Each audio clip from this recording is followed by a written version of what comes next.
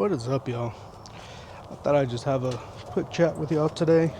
It's Easter, so I'm about to grill some meat so I can have food for the rest of the week. I've got my chimneys going. A lot of y'all don't know me, so I thought I would take this opportunity and be out here for a while, talk about my life, and just kind of explain how I got to where I'm at right now. To start, I'll start out from the beginning. I've been overweight my entire life. Ever since I was little, I was very heavy. It wasn't until I was probably in 5th grade that I moved to a new elementary, and being a big boy, they recruited me to play football in Little League. So I ended up joining them, and that's pretty much when I started being active. I was in 5th grade. Can't recall how much I weighed, but I joined the team and I wasn't allowed to play. They had a weight limit. I want to say of 180 pounds, I believe. That was a weight limit, and I think I was right above that. Can't recall the exact weight limit, but I was over it, so they didn't allow me to play. I was part of the team, however, and I would go to practices and kind of just hung around. I think I was in it for 5th and 6th grade.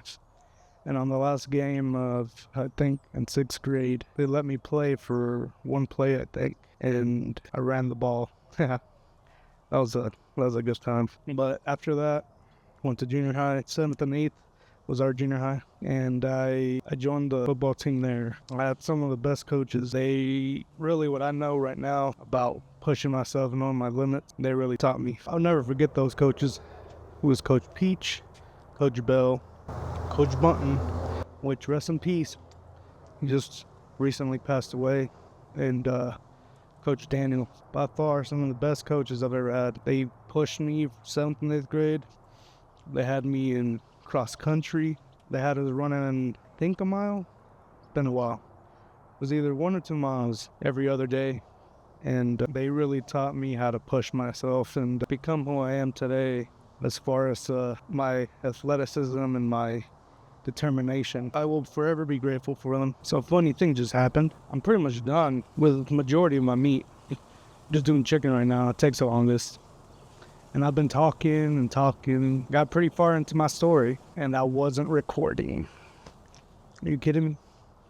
So now I gotta go backtrack and go over everything that I already discussed. So, alright, so that was my junior high, amazing coaches. I get to high school between 9th and 12th grade. I was between like 210, and my heaviest was probably around the 240s, maybe 250s. Throughout high school, I was in football. In my junior year, 11th grade, I tore my ACL. I remember it like it was yesterday. It was a Saturday after Thanksgiving. Kids being kids, decided to go play football. And I love running the ball. So I was running the ball, and nobody ever even touched me. There's a myth going around saying that a buddy of mine tackled me and tore my ACL, but that wasn't the case. I was just running and trying to juke, and my body moved, and my knee stayed in place. So yeah, kind of hurt. Actually, I drove myself home that day with one leg. They pulled up my truck into the field, and I only lived about 3-minute drive from my high school. So yeah, I drove home. Parents got there. I was in pain and tears.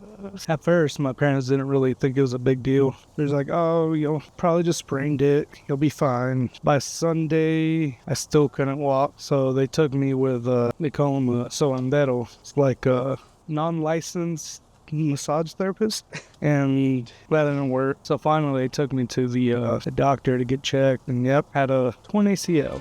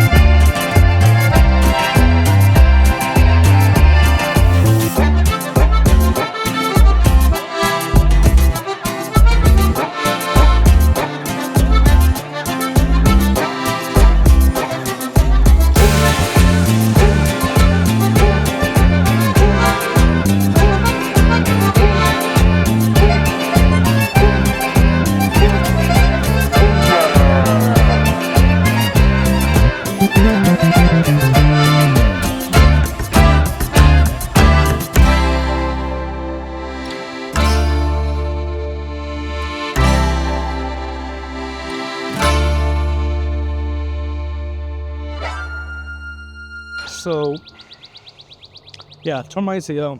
That's around the time that I probably got to the 240s, 250s. I had surgery. Whenever I was healed from the surgery, I started running again, did the rehab. Once I felt, for me and my parents felt that the rehab was useless, so they could do whatever they were doing with me at home. I went on my own. When I was able to, I started running. There's like a 3-mile loop right by my house. It has hills, high inclines. It's a good little loop. And I would do that almost every day. So my senior year, throughout junior high, high school, my parents are pretty strict. They don't let me go out to most places. So my senior year, they kind of gave me more freedom. And sure enough, I was drinking, partying a lot, which I don't recommend kids. But I did it. So I started gaining a good amount of weight around then as well. By the time that year was up, I probably weighed about 280 pounds, maybe 270, around there, probably around 270. I went to Sam Houston State University. Did about 4 years there as well, because I ended up double majoring. Then after I graduated, I was working in the prisons for a while, so I kept pretty active. I think around that time, probably was weighing about between 270 and 280, but that kept me active. And then 2020 hit. In March of 2020, I ended up getting COVID. I was out of work for, say, 3 months, because when COVID first popped up, they didn't know what to expect. So after a month,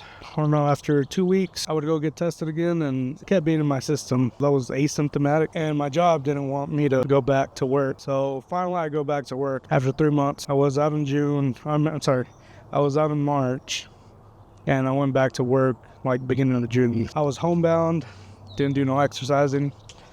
I thought it was the best, but looking back, it was really bad, because I would just sit at home playing video games, eating, playing video games, eating, repeat. So I ended up gaining quite a bit of weight. I probably got to my 300 pounds at that point. And I remember when I was in high school, or my first year of community college, I was still back home with my friends, and I would tell them, I'm like, oh, if I ever get to 300 pounds, slap me in the face. I never thought I would get to 300 pounds, but sure enough, there I was. And probably ever since then, it's going a little up, higher and higher. By 2021, maybe 2022, no, it was probably 2022, I hit my heaviest weight of 396 pounds. I had very bad sleep apnea, so bad that I ended up getting in not a bad crash, it was a fender bender type of thing, but that happened because I fell asleep just while driving, and ultimately I had it because I was severely overweight, but I ended up getting a CPAP.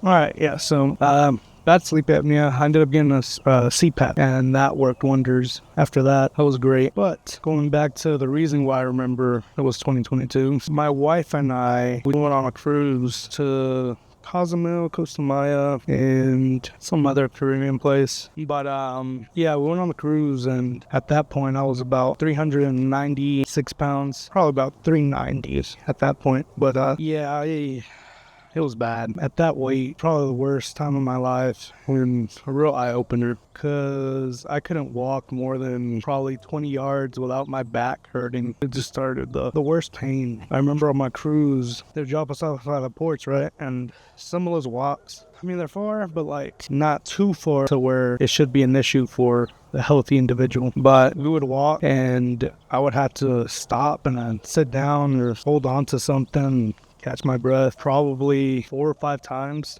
just to get onto each location, because you know the ports, they're pretty lengthy, so a lot of ships can fit there. But yeah, it was one of the lowest points in my life when I got back from that cruise. Well, going back to the cruise, I felt so ashamed, felt sorry for my wife having to put through all that. We would walk, and then I'd be because I'd be out of breath and my back would be hurting, and I had to stop to pretty much just rest. And throughout the entire trip, I felt really bad for my wife for having to put her through that, and her having to put up with me on a time where it should be all fun and vacation, you know. So somehow made it through that cruise, struggling, but I made it. Even on the ship, I couldn't walk we went on the Carnival Dreams, and it's not the biggest carnival ship, but just walking from one side to the very other, I'd have to take like 3 breaks in between, because I just couldn't walk for a long period, or couldn't walk for a short period of time. But yeah, after that cruise, told myself I don't want to put my wife through that again. So I really started going back to the gym. It was hard because, again, just standing up, like being like this, standing for as long as I've been standing, I'd be dying like this. But I will say, if anybody is that weight, that heavy right now, believe me, I know what you're going through. It sucks. But the way I got out of it, going to the gym, the elliptical was my best friend. I would put in an hour on the elliptical. Somehow my lower back wasn't affecting me that much on the elliptical. I do remember when I was doing rehab for my knee, for my ACL, the rehab specialist would tell me that the elliptical is one of the best machines for exercises for somebody that is obese and severely overweight. So highly recommend doing that. Just exercising every day, that alone will get you on the right track, make your muscles stronger.